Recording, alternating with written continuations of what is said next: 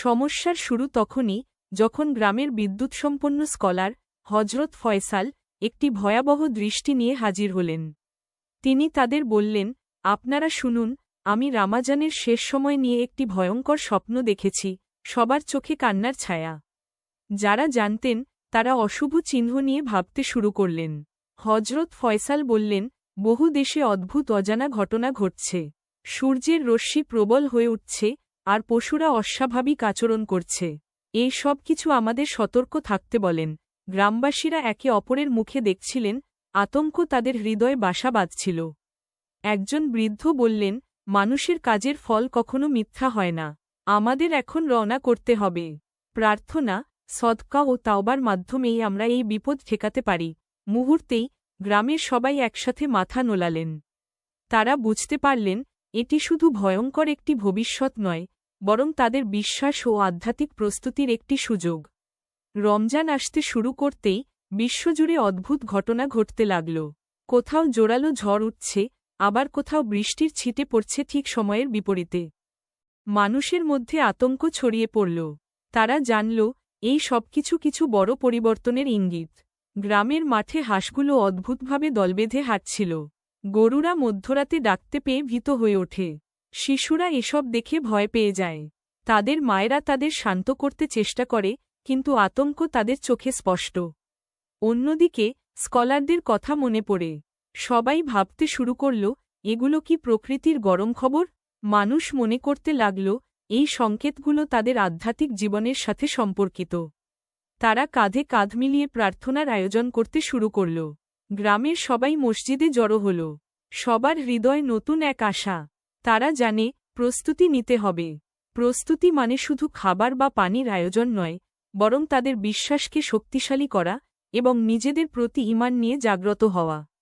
একটি ছোট গ্রামে আইয়ান, একজন ধর্মপ্রাণ যুবক, সংকটের এই সময়ে তার সমাজকে একত্রিত করার সিদ্ধান্ত নিল। সে মনে করল, সবাইকে সচেতন করতে হবে এবং প্রস্তুতির ব্যবস্থা করতে হবে। প্রথমে আইয়ান গ্রামের প্রধান মসজিদে সবাইকে আহ্বান করল, বন্ধুরা, আমরা এই সংকেতগুলোকে উপেক্ষা করতে পারি না। আমাদের একসাথে হতে হবে। চলুন, প্রতি রাতে প্রার্থনা করি এবং আলোচনা করি, সে উৎসাহের সাথে বলল। গ্রামের মানুষ আসতে শুরু করল। শিশুরা, যুবক ও বৃদ্ধ, সবার মুখে ছিল এক ধরনের উদ্বেগ। আইয়ান তাদের উদ্দেশ্যে বলল, এখন ঈমান ও বিশ্বাসের সময়। একে অপরের পাশে দাঁড়ানোর জন্য আমরা প্রস্তুত হব। প্রতিদিন রাতে তারা একত্রিত হল, আল্লাহর দয়া ও ক্ষমার জন্য প্রার্থনা করতে শুরু করল। আলোচনা চলাকালীন আইয়ান কুরআনের থেকে উদ্ধৃতি দিল, যা তাদের ধৈর্য ও বিশ্বাসের শক্তি বাড়াল। সবাই একসাথে থিতু হওয়া, একে অপরকে সাহস জোগানোতে মনোনিবেশ করল। আশা এবং ঐক্যের বাঁধন তাদের মধ্যে শক্তিশালী হতে লাগল। রমজানের প্রথম দিন এলে গ্রামের আবহাওয়া অদ্ভুতভাবে গোমরা হয়ে গেল। মসজিদ থেকে ফিরে আসার পর সবাই যদি ইফতারের জন্য প্রস্তুতি নিচ্ছিল, কিন্তু আলোচনার টোন ছিল ভিন্ন, সবার মুখে চিন্তা আর উদ্বেগের ছাপ। আগের দিনের ভয়ের কথা এবং ভবিষ্যতের অন্ধকারের ভাবনা সবার মনে ঘুরছিল। আয়ান ব্যাপারটি লক্ষ্য করল। সে চুপ ছিল না। বন্ধুরা, সে বলল, এখনই আমাদের সময় পরিবর্তন আনার। রমজান ক্ষমা, মাথা নিচু করে প্রার্থনা এবং সদকার মাস। আসুন, আপনারা নিকটবর্তী হয়ে একে অপরকে সাহস যোগাই। স্বপ্নের মতো গাঢ় রাতে আয়ান তাদেরকে সদকার গুরুত্ব বোঝাল। আমরা আল্লাহর দিকে ফিরে যেতে পারি, সে বলল। এখনই দয়া, সহানুভূতি এবং মানবতার প্রতি ভালোবাসা প্রদর্শন করার সময়। গ্রামের মানুষ সবাই যুক্ত হল। তারা মনে মনে প্রতিজ্ঞা করল যে তারা সক্রিয়ভাবে দুস্থদের সাহায্য করবে আর নিজেদের আত্মা পরিচর্যা করবে।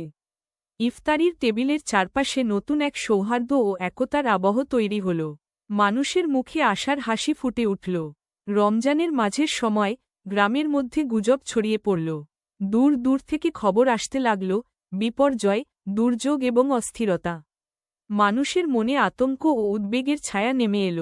আয়ান খেয়াল করল, তার প্রতিবেশীদের মুখাবয়বে আতঙ্ক স্পষ্ট। বন্ধুরা, আয়ান বলল, নিজেদের শক্তিশালী রাখুন। আল্লাহ আমাদের পরীক্ষায় ফেলবেন, কিন্তু আমাদের বিশ্বাসের উপর দাঁড়িয়ে থাকতে হবে। আমি কুরআনে একটি মনে করছি, অর্থাৎ কষ্টের সাথে থাকে সুখ। গ্রামের ছেলেমেয়েরা শুনতে লাগল। আয়ান তাদের বলল, যখন সময় কঠিন হয় তখন আমাদের ধৈর্য এবং ঈমানের পরীক্ষা হয়। আমরা একে অপরকে সাহস দিতে হবে। আমাদের প্রার্থনা যেন আরও দৃঢ় হয়, যেন আল্লাহর রহমত আমাদের কাছে আসে। সকলেই মাথা নোল। তারা নিজেদের নিশ্চয়তা ফিরিয়ে পেতে চেষ্টা করল। নিজেদের মধ্যে উত্তেজনা কমাতে আয়ান প্রার্থনার জন্য আহ্বান করল। মসজিদে তারা আরও জোরালো হয়ে উঠল। তাদের ধর্মীয় অনুভূতি এখন দৃঢ়। রমজানের শেষ দিনগুলো ঘনিয়ে আসতেই গ্রামের মানুষের মধ্যে উদ্বেগের পাশাপাশি এক নতুন একতা দেখা দিল। এক রাতে মসজিদে এক বৃদ্ধ, হজরত মঞ্জুর, তাদের সামনে দাঁড়িয়ে বললেন, বন্ধুরা, আমি আপনাদের একটি কাহিনী বলতে চাই। সবার চোখ যেন বড় হয়ে গেল। হজরত মঞ্জুর বললেন, একবারের কথা, নবী মুহাম্মদ এর সময়ে একদল মানুষ কঠিন পরিস্থিতির মুখোমুখি হয়েছিল। তারা সৎ এবং দৃঢ় ছিল। ওই দুর্দিনে তারা একে অপরকে সাহস দিয়েছিলেন এবং আল্লাহর প্রতি বিশ্বাস স্থাপন করে এগিয়ে গিয়েছিলেন। অবশেষে আল্লাহ তাদের ওপর রহমত দিয়েছিল। এই গল্প শুনে আয়ান এবং অন্যরা বিস্মিত হল। তারা বুঝতে পারছিল যে তাদের আধ্যাত্মিক শক্তি একসাথে মিলিত হলে কত বড় হতে পারে। আয়ান বলল, আসুন আমরা এই কাহিনীর মতোই একত্রিত হই। কম্প্যাশন ও শক্তির সাথে আমাদের বিশ্বাসকে কাজে লাগাই। গ্রামে নতুন উদ্দীপনা ছড়িয়ে পড়ল। সবাই একে অপরের পাশে দাঁড়ানোর প্রতিজ্ঞা করল। তাদের হৃদয় সাহস ও সম্মিলিত শক্তির আলো জ্বলে উঠল। রমজানের শেষ রাতে গ্রামে এক অদ্ভুত পরিস্থিতির সৃষ্টি হল। আয়ান যখন আকাশের দিকে তাকাল তখন সে দেখল একটি চাঁদের গ্রহণ। চাঁদ ধূসর আস্তরণের মতো আকাশে ঝুলছিল এবং বিকৃত আলো ছড়াচ্ছিল। সেই সাথে বাতাসে অশ্রাব্য কিছু কণ্ঠস্বর ভেসে আসছিল, অলৌকিক আল্লাহর দিকে ফিরে যাও, ভক্তি অবলম্বন করো। গ্রামের সবাই মসজিদে জড়ো হল। আয়ান তাদের সামনে দাঁড়িয়ে বলল, বন্ধুরা, এই নিদর্শনগুলো আমাদেরকে প্রেরণা দেয়। এসেছে আমাদের শেষ সুযোগ আল্লাহর কাছে ফিরে যাওয়ার। মসজিদে প্রার্থনা শুরু হল। হারানো বিশ্বাস আবার ফিরে আসছিল। মানুষ একে অপরের হাত ধরল, গভীর মনোযোগে আল্লাহর কাছে প্রার্থনা করতে লাগল। তাদের প্রার্থনা যেন আকাশে উঠছিল, চাঁদের কাছাকাছি গিয়ে পৌঁছাচ্ছিল। সবার মুখে উজ্জ্বল আশা ছিল। ওই রাতটি ছিল প্রতিফলনের এবং এক নতুন সূচনার, যেখানে মানুষের অন্তরে আল্লাহর প্রেম এবং সঠিক পথে এগিয়ে যাওয়ার সংকল্প ছিল। আয়ান বুঝতে পারল, সত্যিই এক নতুন অধ্যায় শুরু হতে যাচ্ছে, আর এই রাতটাই ছিল তার এক দারুণ ঘোষণার মুহূর্ত। মসজিদের মধ্যে প্রার্থনা চলছিল। আয়ান চোখ বন্ধ করে গভীর চিন্তায় মগ্ন হল। চাঁদের গৃহণ পর্বতগুলোর পর্দার মতো ছিল, যেন এককালে গোপন রহস্যগুলোকে প্রকাশ করছিল। আয়ানের মনে এল আল্লাহর কাছে দাঁড়িয়ে থাকা অনুভূতি, একটা অদম্য ভালোবাসা যা সবকিছুকে অতিক্রম করে।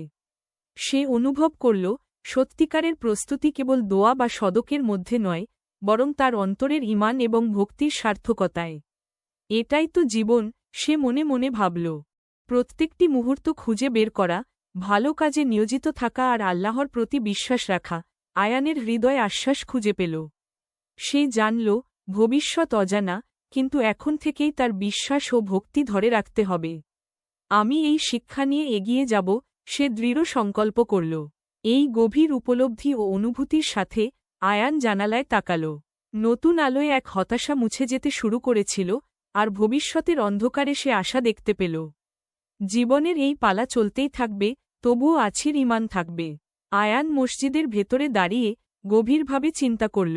এই রমজান ছিল ভয় ও আশঙ্কার সময়, কিন্তু তার অন্তরের কোণে নতুন একটি আলো প্রবাহিত হচ্ছিল।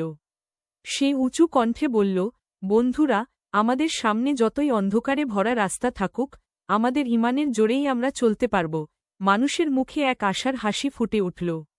আয়ান বুঝতে পারল, বিশ্বাস কেবল তার নিজের জন্য নয়, বরং পুরো সমাজের জন্য। আমাদের একসাথে থাকতে হবে, সে বলতে লাগল। সংকটের সময়ে আমাদের একে অপরকে সাহায্য করা উচিত। প্রার্থনা, সদকা এবং মানবতার প্রতি ভালোবাসা ফলপ্রসূ হবে। গ্রামের সবাই একসঙ্গে শপথ করল তারা একে অপরের পাশে থাকবে। আয়ানের চোখের সামনে এক নতুন কাহিনী রচনা হচ্ছিল, একটি ইতিবাচক কাহিনী, যেখানে তারা সকলেই উজ্জ্বল ভবিষ্যৎ গড়ে তুলবে। আমরা আল্লাহর দিকে ফিরে যাব। বিশ্বাসই আমাদের শক্তি, আয়ান দৃঢ়তার সাথে বলল। এই অনুভূতির মধ্যে সবাই আশার রশ্মি অনুভব করল, এই কঠিন সময়ও একতা আর বিশ্বাসই তাদের পথ দেখাবে।